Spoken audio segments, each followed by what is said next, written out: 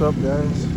Driver KG on this super cold morning. It's like -6 here, but it's been a year since we've owned this car. A whole year, and we're going to talk about some of the, I guess, joys of owning this car. Let's get into it. So we've had this car for a year now. That will make it on the 23rd. It's now Christmas morning, and we're going to talk about how this car has been for us. If it's been reliable, if it's been unreliable, we're going to talk about it. So, you know what? Let's bring up the issues we've had first, because that's what you want to know. So lately, I'm going to say maybe in the past 5 months, I use the infotainment system a lot. I actually use the sorry guys, we are getting a reading, but we use the in screen a lot, and I noticed there is a slight lag sometimes. Now I don't know if it's because of an old software or anything that can come up, but I noticed when we're doing these acceleration runs, there's a major lag sometimes. It doesn't happen all the time, but certain days, if I want to do, for instance, last night, tried to do a 60 to 100 pull. We both were in the car, so she was looking at how fast I was going, and did the 60 to 100. The timer kept going for maybe another second or half a second, and I'm going to show you what I mean. Hopefully it does it. I mean, just so I can show you.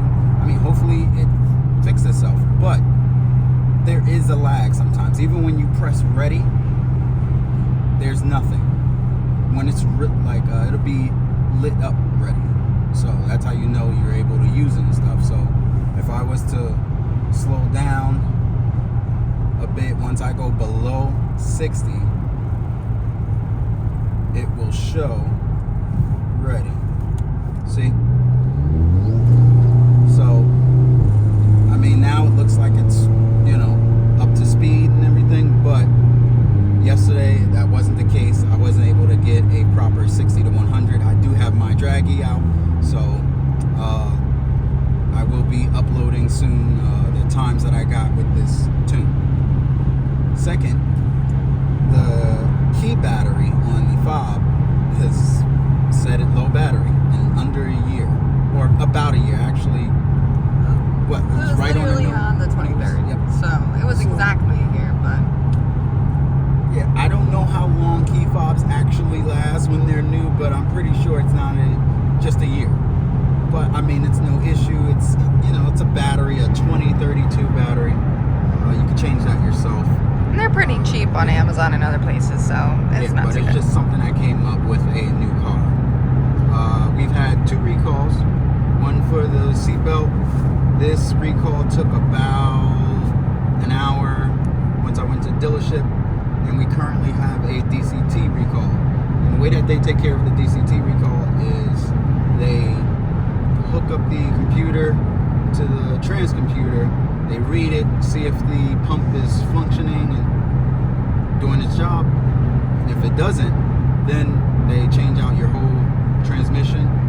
Or if it does pass, they just simply do a software update. And from what I've heard, it allows for smoother shiftings, no more of the punch, which I kind of like the punch. It reminds me of the 10-speed in the Mustang. That gives you like a little kick in the back every time you shift. But I haven't had any issues with this transmission whatsoever. We haven't had any issues with the engine whatsoever.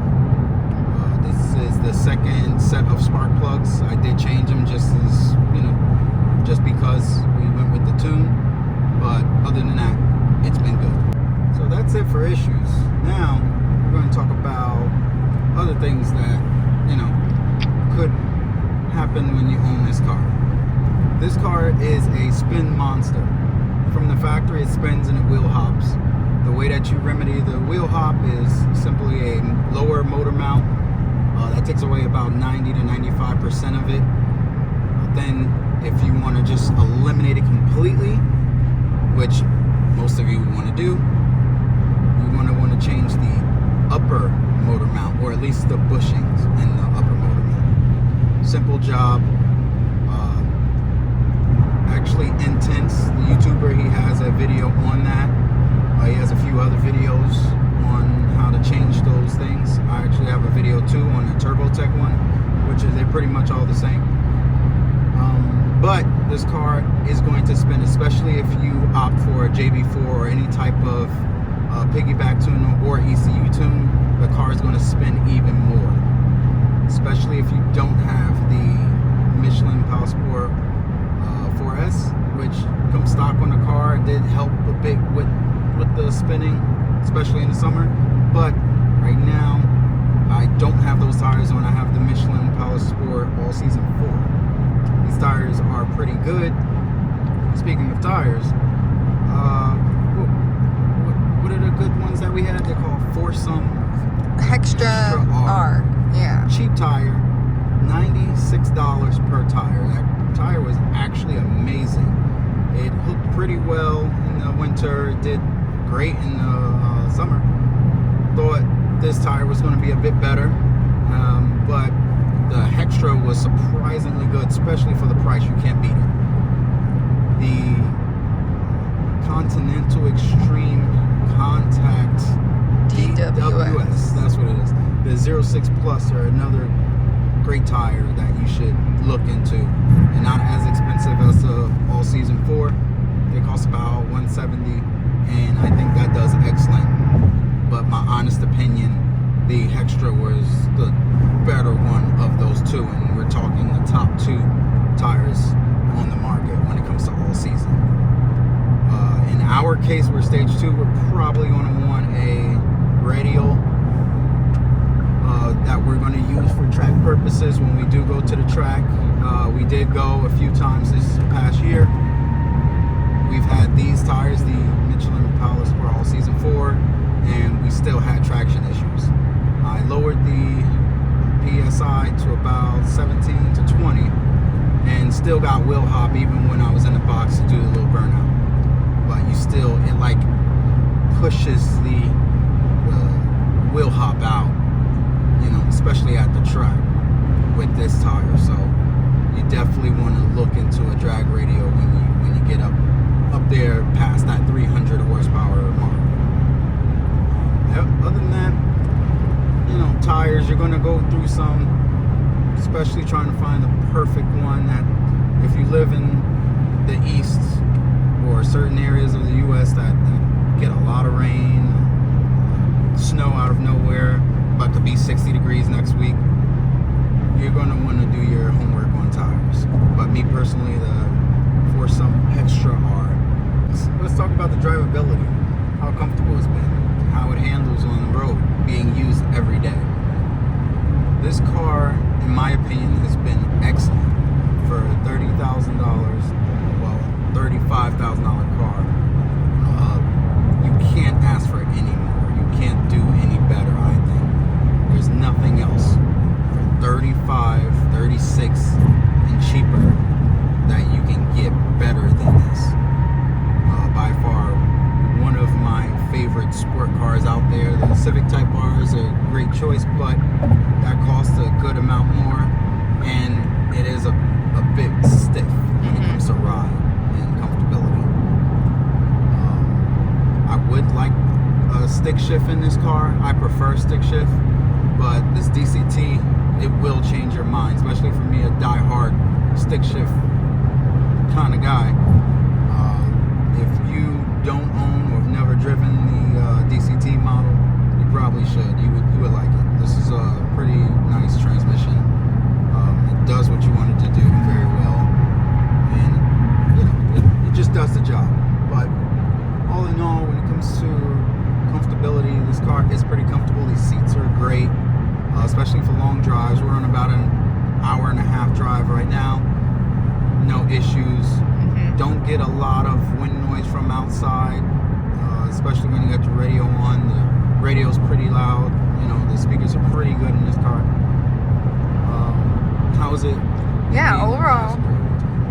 passenger and in the driver's seat. It's both very comfortable. Definitely as a passenger, you sit a little bit lower than as the driver. Obviously, you have, the option to raise your seat as the driver. But either way, it's still very comfortable. The seatbelts are comfortable. The extension for your legs, and like the amount of space you have is great. And, you can move your seat back pretty far. You can move the seat, like the back of your seat pretty far. Yeah, people fit in this car like very well. Yeah. Most of my cousins are over 6'1", 6'2", and they fit comfortably back there. A few of my friends are even over 6 feet, and they sit in the back without an issue, having ample space, which is pretty amazing for a compact car. Absolutely. And I touch on that because other cars that we were looking into getting was the Mercedes CLA 45. Another one was the previous generation Audi RS3, which are great cars, but the Mercedes we built was around 55 to 60,000. The RS3 was another choice, but that was the older generation, about 50-ish, but the newer generation actually looks great. I love that car. But this is almost half the price, and you get so much for the money. But overall, if you're looking into getting one of these, or you got an allocation on order or something like that, you're not going to be mad with your choice. This is a very well-built car, especially from Honda. And when you talk about drivability too, I think we have to touch on how you can customize things so much, and you can easily go from eco to N, right? And you're saving gas, and it's a comfortable drive, and suspension is nice tight, right? One thing I do like, if you're ever driving, right now I'm in my custom mode, which is I got the engine bars all the way up. So if you see right here, it has it red because I have that at full like Sport Plus mode, but I have the steering in comfort, so it's not going to be as tight, and I have the suspension on complete comfort mode.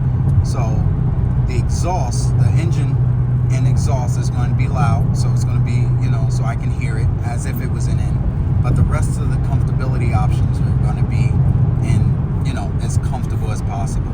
But if you ever wanted to go into eco mode, which we got 20 miles per gallon at the moment.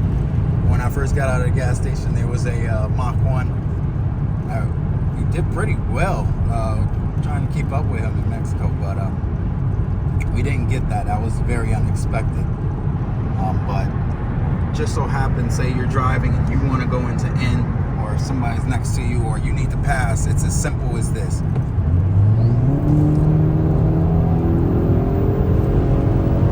And you can be gone. Retail started. And then say you got the car screaming, and then just go right back in comfort, like nothing ever happened. That's really nice that that fast, that much of a response that you can do in a $35,000 car. What about you? Any other thoughts? Handling. The handle's great. Oh yeah. It handles great. I mean, obviously, and even in eco mode, but especially in, you want to get a little sideways, you can get a little sideways, but it catches you, and it's not, it can be scary. I mean, we'll get into that, but overall, it's just overall a great car for any driver. She's even drifted this car a time or two, and I'm like, gotta hold the handle. But not expected from a front-wheel drive. This 4-cylinder. Yeah. But all in all, for the last year, this car has been a joy. Usually we average, when it comes to gas mileage, I would say 22 in the city, maybe 25 if we're lucky, if we're chilling. On the highway, very long drives, I would say upwards of 35 to 39. I've never seen 40 miles per gallon in this car. Some people do it. Some people are able to get that type of gas mileage. But, still, it's a 4-cylinder. It is going to be pretty fuel efficient and only costs about $30 to $35 to fill this tank up. It's a 11-gallon tank, I believe, which is pretty small.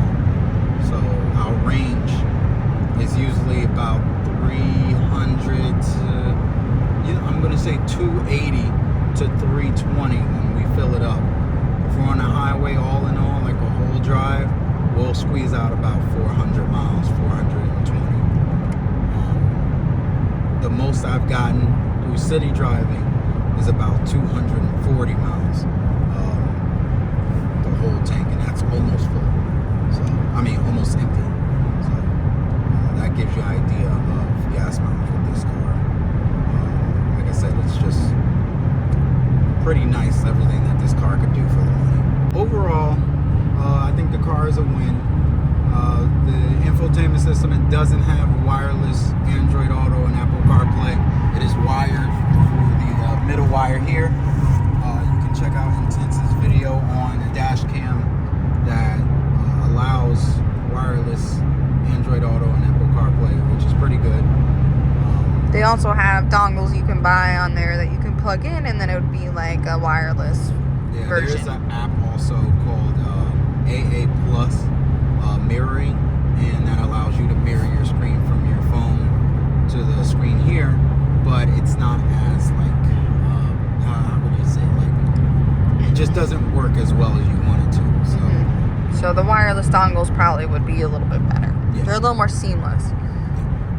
And one thing I will say, if you're going to get this car, the 19s are good, they look fine, but you're probably going to want to go 18s. It does help soak up the bumps a little better with the 18-inch. And overall, like, I would say the 19s did fine. It's just that over certain big bumps, you could definitely hear them rub up against the inner fender liner and those really big bumps, depending on the area you live in. So that's something to keep in mind. The 18s definitely have been a lot more comfortable to drive with overall. Yep. And it looks good too. Yeah, it you does can put look a good. little bit more meat when you go on tires and stuff like that. Which most people then think it looks lowered, Yeah. and always ask us if it's lowered, but it just looks great. It's a good very fit. Nicely stanced car from the factory. Which, coming from certain Mustangs, they have monster truck height from the factory that looks pretty bad. And this is one of the first cars we've ever had that look good stock the way it is. It doesn't need to be lowered. If you want to go lower, you can. That's your choice. But again, all in all, great car. Can't complain about anything really.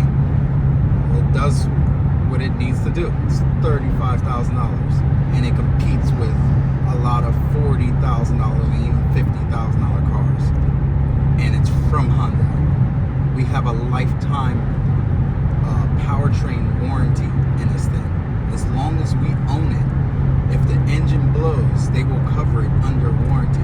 The transmission goes, they will cover it under warranty, which is, that's pretty good assurance on my end. For you guys that know, the EK1 Lite is able to reflash back to stock when needed. And right now we have the N75, which actually does not go over stock boost. I have the low boost stage 2, which is amazing. You can feel the difference. It definitely feels a lot quicker than my custom map 6 that was on my JB4, and the numbers show proof of that also. So we're able to get on a draggy a full almost 10 miles an hour more than what we were getting before with the custom map 6. Yeah, you could absolutely feel the difference, and it's like, at this point, it's like violent. Yeah. Love the car. Thanks for watching, and Merry Christmas. Merry Christmas.